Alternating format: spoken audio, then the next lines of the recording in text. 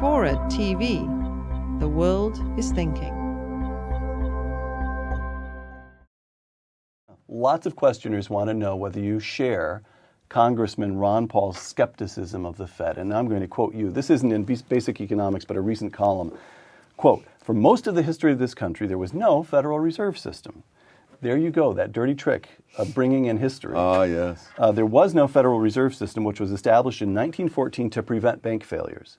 But bank failures in the 1930s exceeded anything ever seen before the Fed was established. Close quote. If we could make you dictator, would you abolish the Fed? Yes. You would.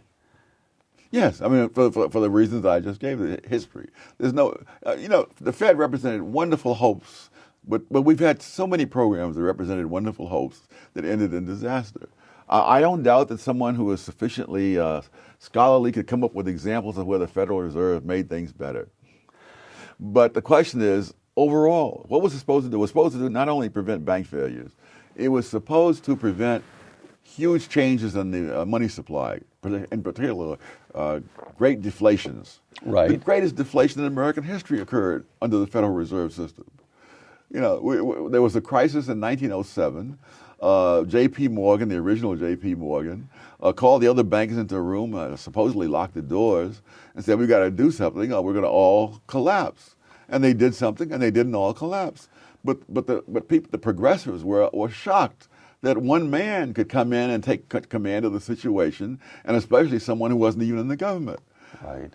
So what would you do? You'd move us back to the gold standard, or you'd let banks issue their own currencies the way they did up through the Civil War? Say I could. Well, they weren't doing any of those things as the time the Federal Reserve was created. We were on the gold standard, though. But whether we're on or off the gold standard, that's another whole set of arguments. There's no evidence that I can see that over this vast period of time that the Federal Reserve has existed, that things on the whole have been better. The great post-World War II inflation was fed by the Federal Reserve doing exactly what they're planning to do now, namely buying up the bonds issued by the Treasury.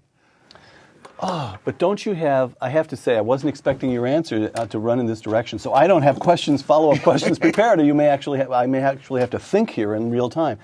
But don't we have the example of that period from 83 through a couple of years ago, that 25 years of economic expansion? We had only two downturns. They were both very shallow and very brief. And what you had was Paul Volcker, whom Carter appointed, but Reagan gave the freedom actually to wring inflation out of the currency. He did that by the mid-'80s. The economy takes off.